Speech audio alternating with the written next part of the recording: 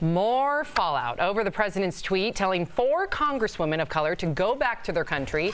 Yesterday, 4 House Republicans joined Democrats in approving a resolution condemning the president's comments. Meantime, CBS's Gayle King sat down with the squad. Watch.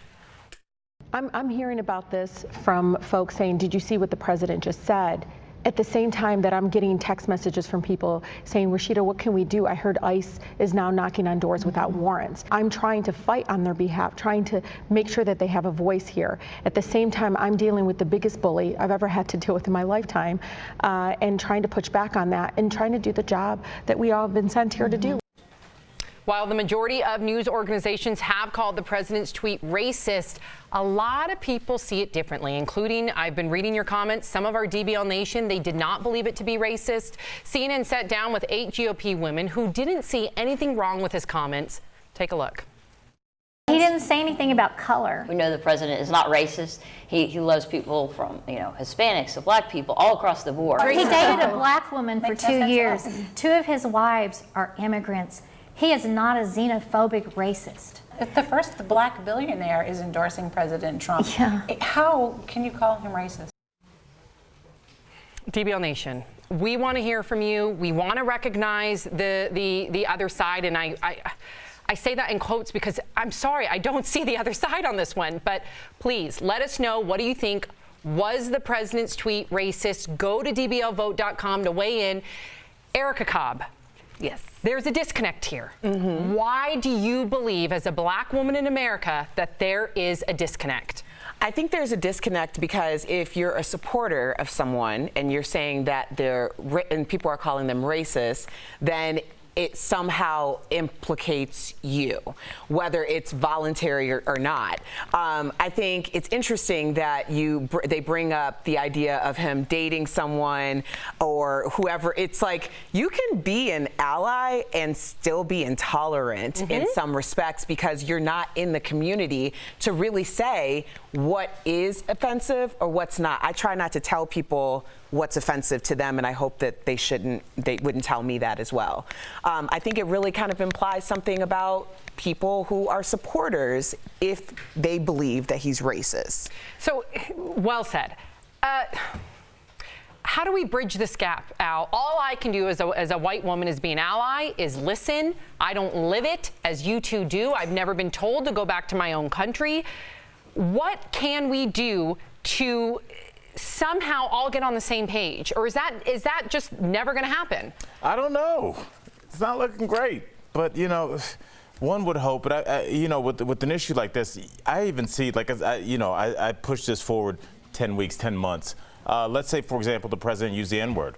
Where would we be then? We would still have people saying, well, Kendrick Lamar says it. I guarantee you that'll be the first thing. There is nothing that this man can do. And the truest thing, for as much as he's been caught telling some lies, the truest thing this man's ever said is, I can walk down 6th Avenue, shoot somebody, and not get in trouble. His supporters see nothing wrong with them. They see no faults. They are always Trumpers. And this is another case where they have a chance to be always Trump. So I don't know if we're going to bridge any gaps. I don't know. You always try and see both sides. You always try and be positive. Do you think that we can bridge that gap? I don't know.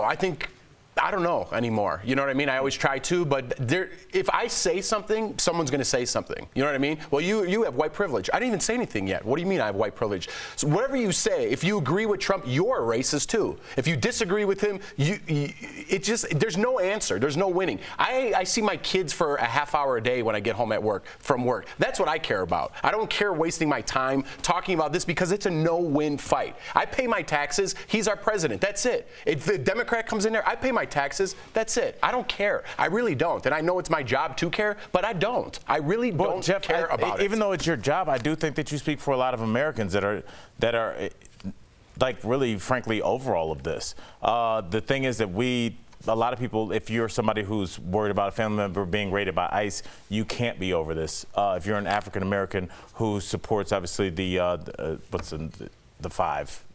Central Park Five, this is something that directly affects us. And so I think that's one of the issues that when we try and move on, when we try and just live our lives, we're constantly confronted by a president that we know speaks for almost half the country. And it's hard to walk around sitting in diners, sitting in restaurants, knowing that half the people there think that if somebody stood up in that restaurant and told, which I'm sure has happened to your grandfather, go back to his country after they heard that accent, to know that they'd be okay with that. That does sting a little bit, but that's part of the world we live in. But like you said, I hang out with my kids, I hang out with my friends, and I just keep pushing on. My grandmother or my mother came here on a boat from Italy. Like, it doesn't bother me what the president says. It doesn't. I understand why people get all worked up, but it does. I'm not going to let someone. It's just like an internet troll. I'm not going to let somebody bother me or take away from the minutes that I have in my life and make me upset about something. I'm not going to say something and then have somebody fight back with me about it. You know what I mean? Right. I respect your decision not to,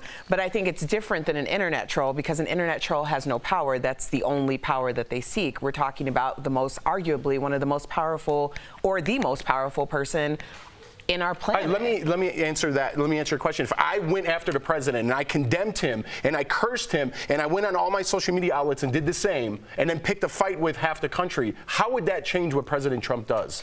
It doesn't change it, but I think that there is a sense that by being apathetic, you're letting the shooter out with the civilians. But there's nothing so you're I can covering, do. Right? But so not you. I'm just saying in general. When we're apathetic, then you're kind of covering for, like, I'm putting it in a mass shooting situation. Right. You're letting the shooter out with the civilians. Okay. You're masking. I think this was a great conversation.